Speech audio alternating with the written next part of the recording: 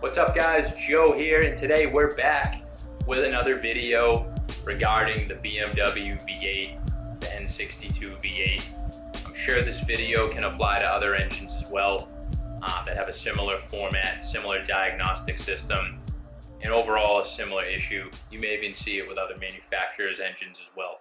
This all started after I replaced the valve cover gaskets, so I thought that it had something to do with that.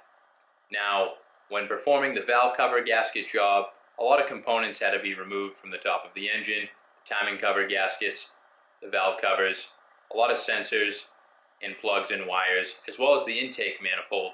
After reassembly and checking everything, it seemed as though we did a good job and the vehicle ran fine, but then the check engine light problem started to occur. So in driving the vehicle under normal driving conditions, I was heading to work one morning. I didn't have any check engine light, and I pulled up to a red light, and as soon as I took my foot off the gas and the vehicle was idling, I had the brake pressed, the check engine light came on. And then it stayed on when I was driving to and from work daily, and then after a long drive, it cleared itself and went away. It was never flashing, so it wasn't a dangerous condition, but I had an intermittent check engine light. So, as with any check engine light, what do? You take your scanner and you see what error codes come out, and that can point you in the direction of the right problem. So after we scanned the code, the first scan showed a P2187 error code, which on most vehicles, as well as the BMW, if I looked it up online, it is engine condition lean at idle bank 1. Now it's a V8, there's bank 1 one side, bank 2 on the other side. Check engine light then went away, and then when it came back I scanned it again, and we had two error codes. There was the P2187 as well as the P2189. So that led me to believe that there was some sort of a leak somewhere, and it was affecting both sides of the engine. So my first inclination was the intake manifold. Now, since the intake manifold came off, it was advised to put 4 new intake O-rings on the plastic intake manifold so that there's no leaks. You get some fresh rubber in there, and then the intake is properly sealed to the metal block. Now we did that, checked tightness on that, everything seemed okay. Now, there are a few things outside of the air leak realm that could cause this. A clogged fuel filter, a mass airflow sensor that is not working properly and just reading wrong, even oxygen sensors that are on the exhaust downpipes just after the headers. If those are not reading the proper levels, it's going to determine that the engine is reading too lean or too rich. So we used a BMW specific scanner to measure those values, and we did see the discrepancy there. Now, I didn't get to the point to where I was taking the oxygen sensors off of the exhaust to test them, but I was starting to do the analysis and the diagnosis from the engine bay, where things were first more easily accessible. So, since I replaced the valve cover gaskets, that was the first thing to check. I wanted to make sure that the rubber gaskets were seated properly and that there was no oil leaks, and that the valve covers were installed properly, as well as the timing covers. Those all looked to be intact. I could feel them all the way around, and I knew that those were sealing properly. I also checked the dipstick. Now, the dipstick is very simple. It's just for checking the oil, but there is a rubber O-ring on there. It can go bad, and then you can have a vacuum issue due to air being able to suck in through the dipstick hole into the engine while it is running. That seemed okay. It seemed as though it was sealing, so we moved on from there. I also checked the Pcv system, the positive crankcase ventilation, And on this specific engine, there are rubber diaphragm flaps that are round. They're orange. One is on the driver's side valve cover gasket, it's round, and another is on the pipe that connects to the intake manifold and to the two valve covers on the front of the engine. So I opened those up after doing some research, and if those are not venting properly and responding to the pressures within the engine, they can create vacuum issues as well. The diaphragms on mine were actually both ripped, so I thought right away that that was the issue. So I replaced the springs, the diaphragms, and the covers for the PCV, and we put the car back together.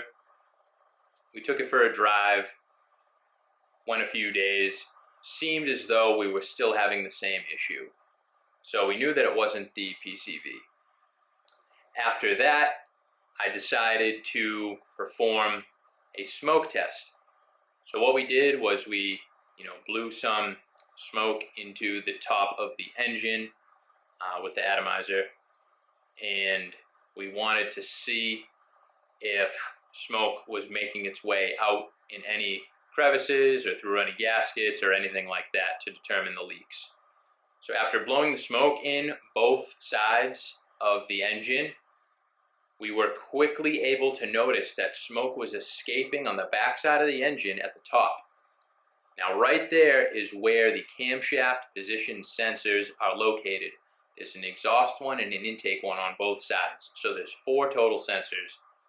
Now those sensors are plastic, the valve covers are plastic, and there is a rubber O-ring that goes around each sensor, and then it screws into the valve cover gasket, or it screws into the valve covers.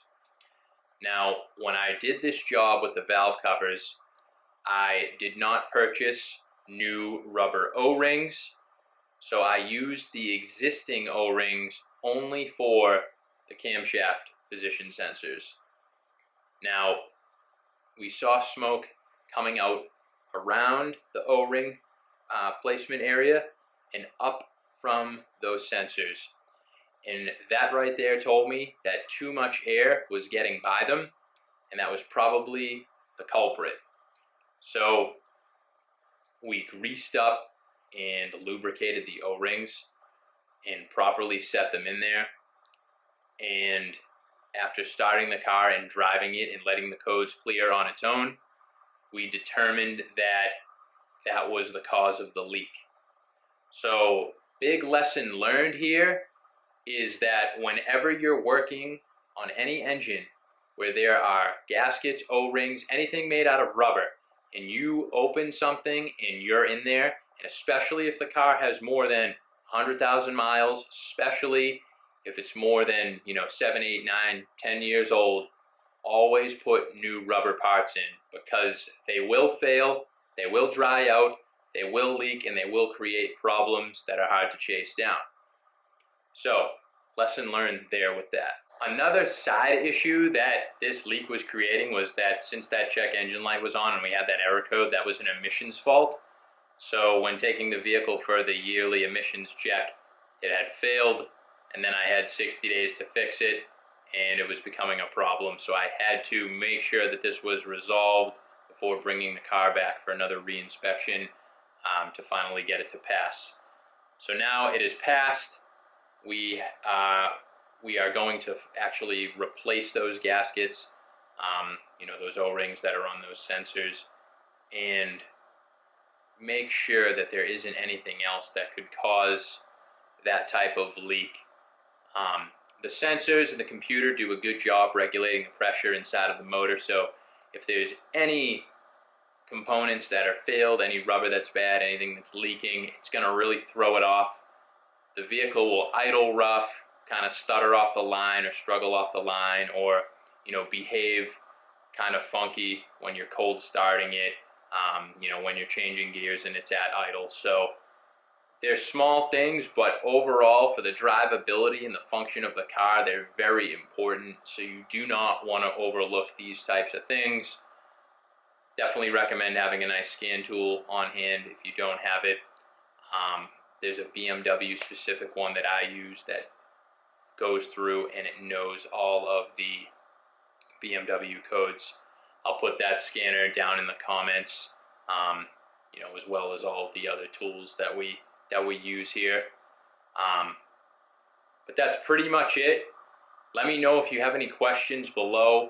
If you're doing your valve covers, I had to do the coolant pipe. I also did the timing cover gaskets, you know, oil change, the alternator bracket seal, another rubber component that fails. But just leave the questions in the comments below, and I'll be happy to help you out.